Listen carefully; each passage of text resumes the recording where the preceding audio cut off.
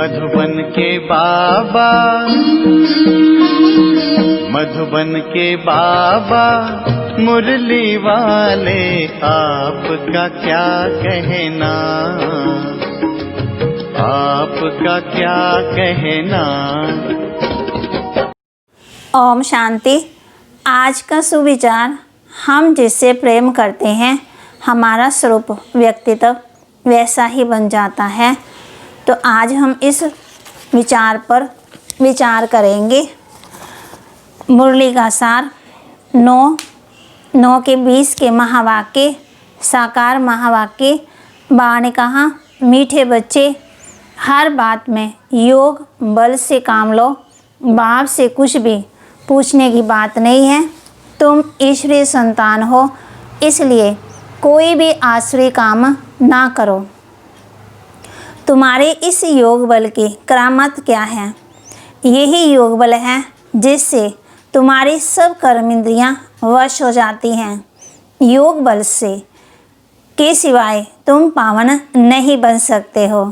योग बल से ही सारी सृष्टि पावन बनती है। इसलिए पावन बनने के लिए वह भोजन को शुद्ध बनाने के लिए याद की यात्रा में रहो। युक्ति से चलो, नम्रता से व्यवहार करो। ओम शांति।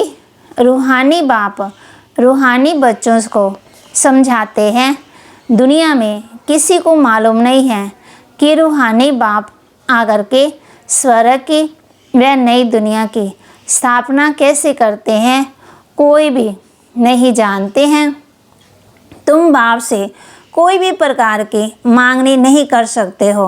बाप सब कुछ समझाते हैं, कुछ भी पूछने की दरकार नहीं रहती। सब कुछ आप पे ही समझाते रहते हैं।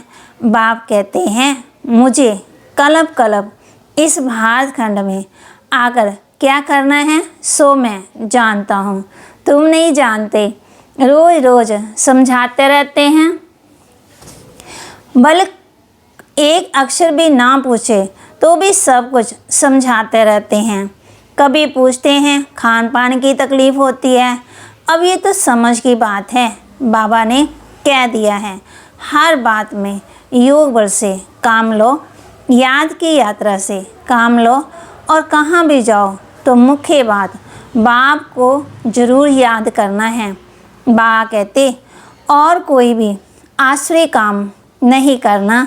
हम ईश्वरीय संतान हैं, वह सबका बाप है, जिसके लिए शिक्षा वह एक ही देंगे ना। बाप शिक्षा देते हैं, बच्चे स्वर्ग का मालिक बनना है। राजाई में भी पोजीशन तो होती है ना। हर एक के पुरुषार्थ अनुसार मर्तबा होता है। पुरुषार्थ बच्चों को करना है और प्रारब्ध भी बच्चों को पानी है।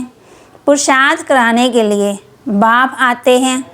तुमको कुछ भी पता नहीं था ना कि बाप कब आएंगे, क्या करेंगे, कहाँ ले जाएंगे। बाप ही आकर के समझाते हैं। ड्रामा के प्लान अनुसार तुम कहाँ से गिरे हो, एकदम ऊंच चोटी। बाबा हम बच्चों को समझाते हैं। बाप ही आकर के समझाते हैं, ड्रामा के प्लान अनुसार तुम कहाँ से गिरे हो, एकदम ऊंच चोटी से। जरा भी बुद्धि में नहीं आता कि हम कौन हैं। अब महसूस करते हो ना, तुमको स्वप्न में भी नहीं था कि बाप आकर के क्या करेंगे। तुम भी कुछ नहीं जानते थे। अब बाप मिला हुआ है तो समझते हो। ऐसे बाप के ऊपर तो निशावर होना पड़े।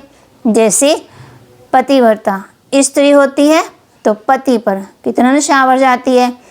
चिता पर चढ़ने से भी डर नहीं होता है। कितनी बहादुरी होती है, बहादुर होती है ना। बाबा कहते, आगे चिता पर बहुत चढ़ती थी, यहाँ बाबा तो ऐसी कोई तकलीफ़ नहीं देते। बल नाम ज्ञान चिता है, परंतु जलने करने की कोई बात ही नहीं है। बाप बिल्कुल ऐसे समझाते हैं जैसे मक्खन से बाल। बच्चे समझते हैं बरोबर जन्म जन्मांतर का सिर पर बोझा है। कोई एक अजामिल नहीं है।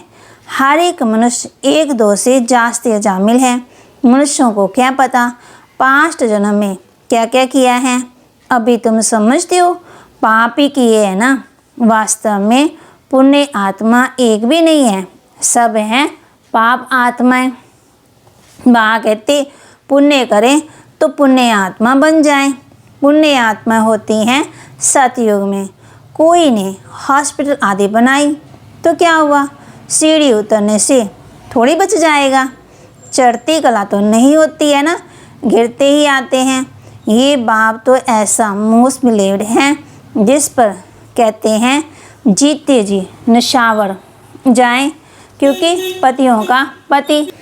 बाबा कहते क्योंकि पतियों का पति बापों का बाप सबसे ऊंचे हैं।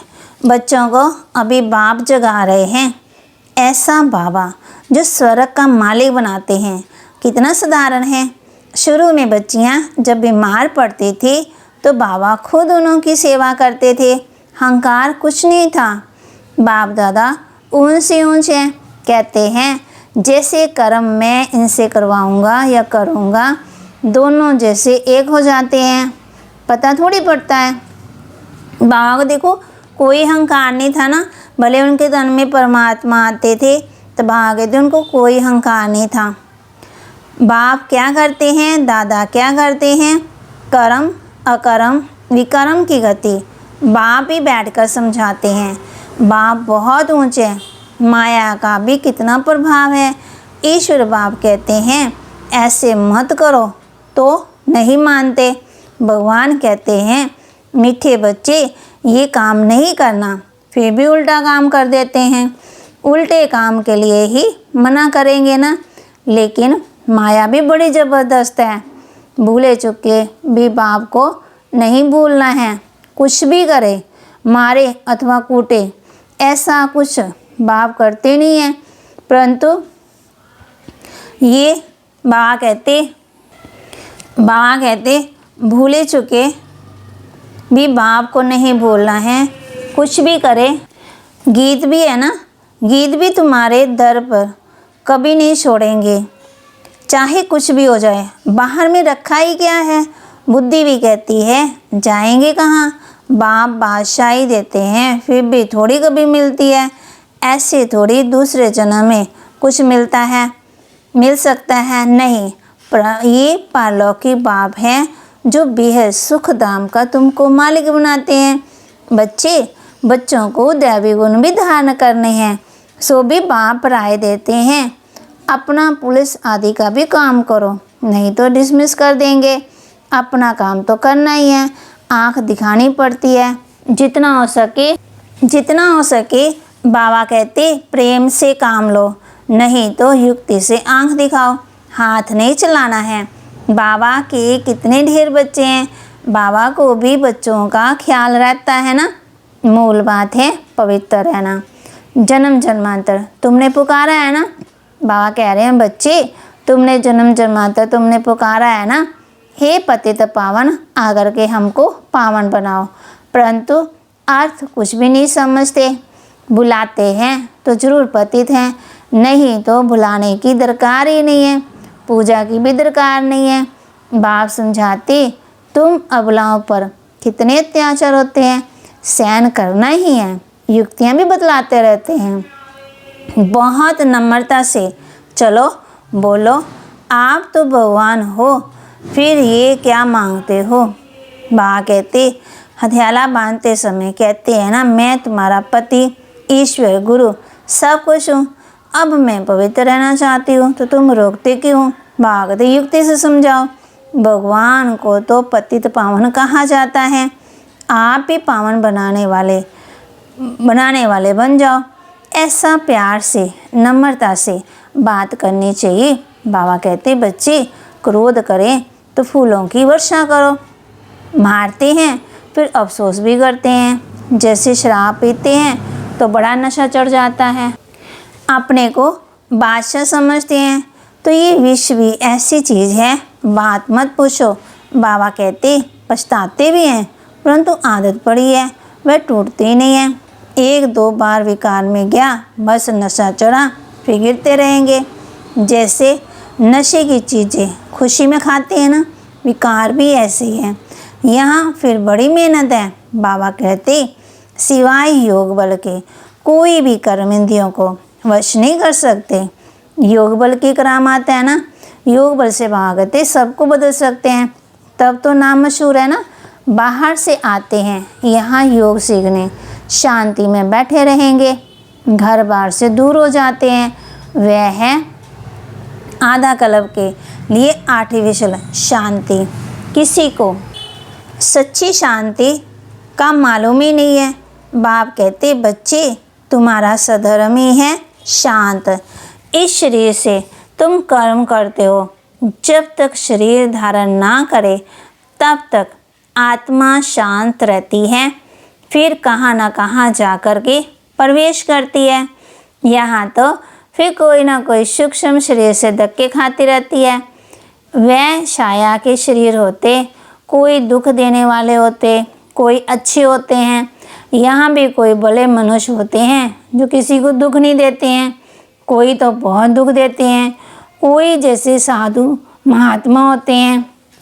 बाप समझाते हैं मीठे मीठे सिकलते बच्चों, तुम 5000 वर्ष के बाद फिर से आकर के मिले हो, क्या लेने के लिए? बाप कहते बताओ। बाप ने बताया है कि तुमको क्या मिलने का है। बाबा आपसे क्या मिलना है, ये तो प्रश्न ही नहीं है। बाप तो है ही हेवनली गॉडफादर, नई दुनिया के रचयिता, तो जरूर आपसे बादशाह ही मिलेगी ना।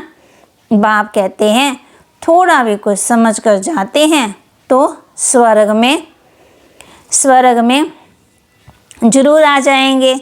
हम स्वर्ग की स्थापना करने आए हैं। बड़े से बड़ा असामी है भगवान और प्रजापिता ब्रह्मा। तुम जानते हो विष्णु कौन है? बाबा कहते तुम जानते हो और कोई को पता ही नहीं है। तुम तो कहेंगे हम इनके घराने के हैं। ये लक्ष्मी नारायण तो सज्जू में राज्य करते थे। ये चक्कर आदि वास्तव में विष्णु को थोड़ी है। ये अलंकार हम ब्राह्मणों के हैं। अभी ये नॉलेज है, सज्जू में थोड़ी ही समझाएंगे। ऐसी बातें बताने की कोई में ताकत नहीं है। कौन सी ताकत नहीं है? बाबा कहते समझाने की विष्णु कौन है, शंकर कौन है और ब्रह्मा कौन है। तुम इस 84 के चक्कर को जानते हो? बाबा कहते तुम इस 84 के चक्कर को जानते हो। इनका अर्थ कोई समझ ना सके। बच्चों को बाप ने समझाया है, बच्चे समझ गए हैं। हमको ये अलंकार शोभते नहीं है। हम अब भी शिक्षा पा रहे हैं, पुरुषार्थ कर रहे हैं, फिर ऐसे बन जाएंगे। सुदर्शन चक्कर फिराते फिराते हम देवता बन जाएंगे। सुदर्शन चक्र अर्थात रचयिता रचना के आदि मध्य अंत को जानना है। सारी दुनिया में कोई भी ये समझा नहीं सकते हैं कि ये सृष्टि का चक्कर कैसे फिरता है। बाप कितना सहज कर समझाते हैं। इस चक्कर की आयु इतनी बड़ी तो हो ही नहीं सकती। मनुष्य सृष्टि का समाचार सुनाया जाता है ना, कितने मनुष्य हैं, ऐसे थोड़ी बताया जाता है कि कछुए कितने हैं, मछलियाँ कितनी आदि हैं। मनुष्यों की बात है। तुमसे ही प्रश्न पूछते हैं, बाप सब कुछ बतलाते रहते हैं, सिर्फ उस पर पूरा ध्यान देना है। बाबा ने समझाया है योग बल से तुम सृष्टि को पावन बनाते हो, तो क्या योग बल से खाना शुद्ध नहीं हो सकता है? अच्छा तुम तो ऐसे बने हो, फिर कोई को आसमान बनाते हो। अभी तुम बच्चे समझते हो कि बाप आया है स्वर्ग की बादशाही फिर से देने। तो बाबा कहते विश्व की, बाबा कहते जैसे बाबा नहीं कहते तो इनको रिफ्यूज़ नहीं करना है। विश्व की बादशाही रिफ्यूज की तो ख़त्म, जैसे खिचड़ी के डिब्बे में नहीं जाकर पड़ेंगे। ये सारी दुनिया ही खिचड़ा है ना। बाबा कहते दुनिया का हाल देखो क्या है। तुम जानते हो हम विश्व के मालिक बनते हैं। ये किसी को पता ही नहीं है कि सज्जू में एक ही राज्य था। मानेंगे नहीं। बाबा कहते अपना घमंड रहते हैं ना तो फिर जरा भी सुनते नहीं हैं। कह देते हैं ये तो सब आपकी कल्पना है। कल्पना से ये शरीर आदि बना हुआ है। अर्थ कुछ नहीं समझते, बस ये ईश्वर की कल्पना, ईश्वर जो चाहे सो बनते। उनका ये खेल है, ऐसी बातें करते हैं ना। बात मत पूछो, अभी तुम बच्चे जानते हो बाबा आया हुआ है। बुढ़िया भी कहती हैं बाबा हर 5000 वर्ष के बाद हम आपसे स्वर्ग का वर्षा लेते हैं। हम अभी आए हैं स्वर्ग की राजाई लेने। तुम जानते हो कि सभी एक्टर्स का अपना पार्ट है, एक का पार्ट ना मिले दूसरे से, फिर तुम इसी नाम रूम में आकर के इसी समय बाप से वर्षा लेने का पुरुषार्थ करेंगे। कितनी अथाह कमाई है। बल बाबा कहते हैं थोड़ा भी सुना है तो स्वर्ग में आ जाएंगे, परंतु हर एक मनुष्य पुरुषार्थ तो ऊंच बनने का ही करते हैं। तो पुरुषार्थ है फर्स्ट। अच्छा, मीठे मीठे सिक्के लदे बच्चों प्रति माता पिता बाप दादा का याद प्यार और गुड मॉर्निंग। रूहानी बाप की रूहानी बच्चों को नमस्ते। रूहानी बच्चों की रूहानी बाप दादा को नमस्ते। धारणा के लिए मुख्य सार, जैसे बाबा बच्चों की सेवा करते हैं, कोई अहंकार नहीं, ऐसे फॉलो करना है। बाप की श्रीमत पर चलकर विश्व की बादशाही लेनी है। क्या करना है? बाप की श्रीमत पर चलकर विश्व की बादशाही लेनी है, रिफ्यूज़ नहीं करनी है।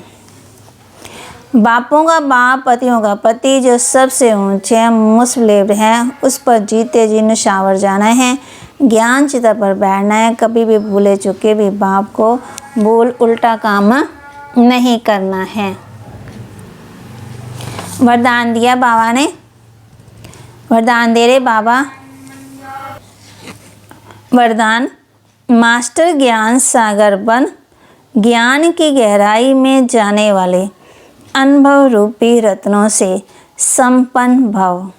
मास्टर ज्ञान सागर बन, ज्ञान की गहराई में जाने वाले अनुभव रूपी रत्नों से संपन्न भव। जो बच्चे ज्ञान की गहराई में जाते हैं वे अनुभव रूपी रत्नों से संपन्न बनते हैं।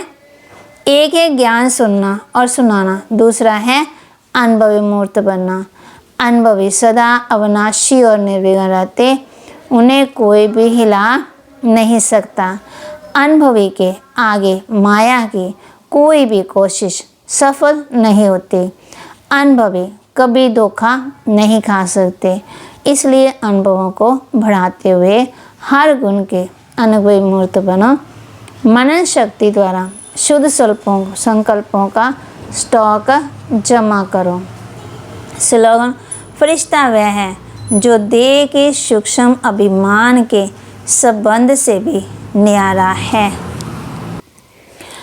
फरिश्ता वह जिसका किसी के साथ रिश्ता नहीं, रिश्ते निभाते हुए भी हल्का प्यारा, जो देह के सूक्ष्म अभिमान के संबंध से भी न्यारा। जरा भी भागते उनको देह का अभिमान नहीं। आए बाबा ने बच्चों को किसके बारे में बताया? योग बल की, योग बल का कमाल क्या है।